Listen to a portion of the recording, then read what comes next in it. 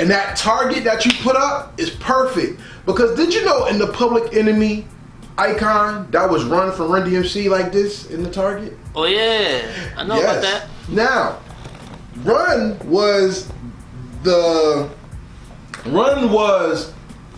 icon of hip hop at one time. So the B-boy or the homeboy in the hip hop generation was the target for America. Because hip hop was not supposed to last. Hip hop was not supposed to stay around for forever. And we were always targets. In the history of America, men, women, children of brown skin have been bastardized, executed, and set for example. Whether it was buck breaking or the lynching, abortions through lynching, or even if it was the Tuskegee experiment with the herpes, measles, mumps, and rubella. When you talk about leadership in hip hop, it is those people who talk against those things that are the people's champions, and that also become the ire, or the hatred of the American standard of government. Right. So let me ask you a question. Do you want to step into them shoes as being the leader of the hip hop generation? To be honest, I think I already have. Okay. So okay, stop right there. And knowing that the end can come and justify the means, how do you face leadership and its hardships that come with it? Well, I gotta say, as of right now, nothing major is happening yet. Yet, what I'm merely doing is preparing myself to take that role. You see what I'm saying? Now, as far as, stepping into the shoes of being a leader and things like that, I gotta say, I gotta continue to make myself aware of that daily, because there's really no more time for games. Now, we brought up the Honorable Minister Louis Farrakhan being blackballed from Instagram and Facebook. But you have young leaders that's not him being executed at a high level. There's a young woman from Black Lives Matter, Ohio. He got found decapitated. It was a young man in Michigan. No, it's Michigan? Or was it down south? They found his body all gray with his tongue and his eyes missing. They're killing people people are being killed, I should say, not they. We don't know who they is by name. But there are people who are being killed because they taught the Dr. Sebi naturogenic way of life. And you've even put up things about changing your diet and helping your outlook on life become more retrospective and focused by having a healthy mind and a healthy body. The mind and the body are what makes the MC a weapon of mass destruction, as well as with intelligence and a well-kept posture, because you hold yourself up to rhyme. You don't rhyme slouched. You bring your voice up to be heard, not talk low, to not be heard. So with that as a part of leadership, what are the most important lessons through your leadership you want to instill so that when people see you, they can follow you? Because leadership is by example, not by word. Well, for one, don't be scared. Turn fear into strength. In fact, one of the common acronyms or the meanings behind the word fear is facing everything and rise. Now, I ain't gonna hold you. Like, this type of thing, it can get very scary. And as the brother said, a lot of people have lost their lives to this. And more than likely, more people are gonna lose their lives. Unless, of course, some arrangements is made, but that's not to be discussed on camera. But not even that. I mean, I don't even want to harbor on death, because quoting Was it Stokely Carmichael? Kwame Ture? Freedom is a road seldom traveled by the multitude. People do not walk to freedom. People have to be pulled to freedom. And even when we talk about Nipsey Hussle, Nipsey had to pass for his message to rise. Dr. Sebi had to pass before the message was given increase. See, the thing about a seed is a living organism.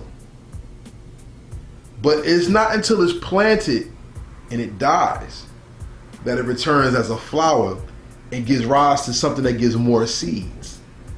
You see what I'm saying? And people don't take the seed as serious as the flower, because the flower is the beauty of the thing that came from out of the seed. The seed of hip hop has never been the MC. Never. It was always the representation of the culture.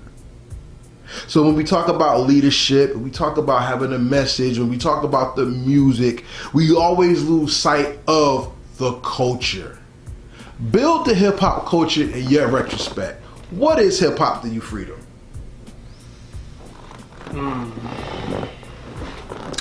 What is hip hop to you, Freedom? Well, besides it being a medium of expression, it's also a medium to express that supreme mind. Many call it God, Allah, Buddha, whatever name you choose to call it is really on an individual. Yet, it's really a medium of expression of that to bring forth a more, I want to say, a more advanced civilization. Because each time a person is born, they're born with a specific mission in mind to make the world better than it was before they got here. So then, hip-hop is organic. You said hip-hop came from God then. And I believe you've been hip-hop before you even were born. Like you said.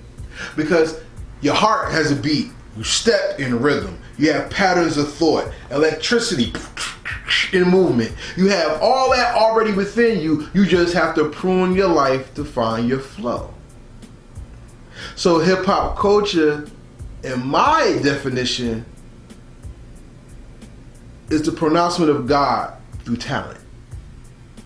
And you know the fable about talents, because if you bury your talent, you're a wicked, lazy servant.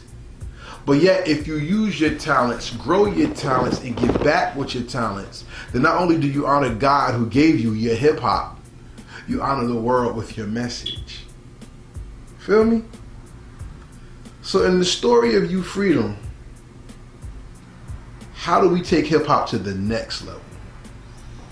Well, I would say, and I do this in a lot of my music.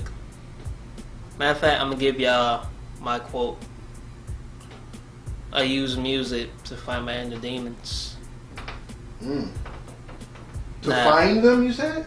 Fight them. Fight them, okay. To fight your inner demons, okay. And a lot of us, we got them. Hell, Jay-Z once said, even the righteous minds go through it. And when he said that connected to me because, yeah, a lot of us may have righteous intents for the world. Yet the fact of the matter is, due to the environment that we was born in and the type of dysfunctional patterns that happen around us, that influenced us in one way or another, whether we're aware of it or not. So, with my music, not only will I be, spreading positive messages and things like that, yet I'm also going to be honest about my inner demons, just to influence the listeners to face whatever trauma that they ever went through. How did it affect them, and what can they do about it to heal themselves? So in essence, they'll be able to heal the world. So just look for that, in my music. Like, I'm gonna be very honest. I mean, it's gonna happen bit by bit, yet eventually you'll get what I'm saying. Funny that you said that, because in the books of spirituality, David played music to take the demons out of Saul. Because when Saul wanted to kill him, David would play the harp, and then playing the harp, the music took the beast out of Saul. Saul used to call David into the king's chambers to play, and he would try to throw a spear through him, and David would have to run. Flip side, Israel would come home from battles, and the women would sing, and you know how fine a woman can be. And when a woman's voice is on point, like, I love women that can sing, big crush. Woman who can rap, I love that. You know what I'm saying? And when the woman was singing, Saul had slayed his thousands, and David his tens of thousands. They're giving David props, and the king is falling behind. So music has been a part of the echelon and the fall of man. Period. And to define the hip-hop culture, we're defining our legacy, our remembrance, our power, and our accessibility to God when we use it. Newark, New Jersey has been at the essence of New Jersey, the state, since its very inception. You know the history of Newark? A little bit. So you know that we're going to compare Newark to hip-hop right now.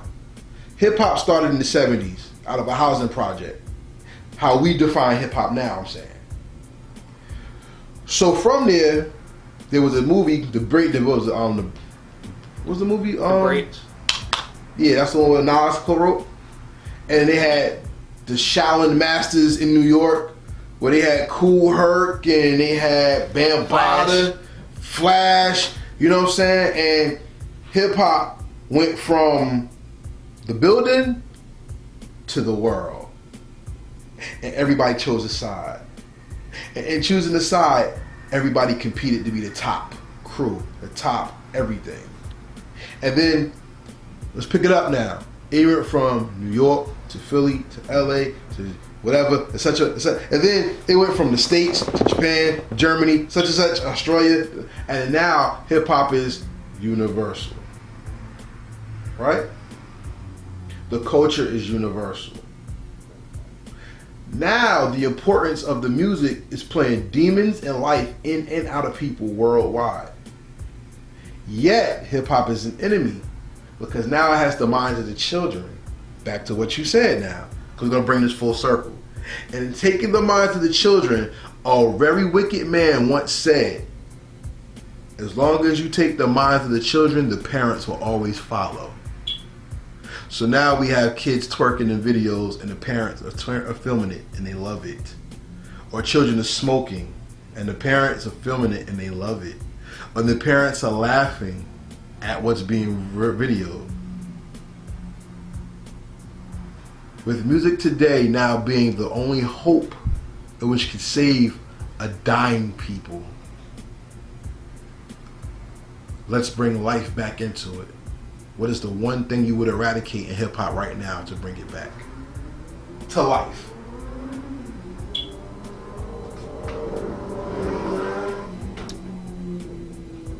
Righteousness to the Define children. righteousness. Define it. Living in accordance to supreme law, however you may find it. Yet, if it pushes you to do the right thing for the right reasons at the right time, which is always now, the present moment, then go with that. If it pushes you to degrade yourself, to expose yourself to the world in an undignified way, then personally I wouldn't advocate that. So what I would say is plant seeds of righteousness into the children. And to quote one of my brothers, well, paraphrasing at least, be raw, rare, and stay on the square of pure righteousness. That's Lakim, by the way.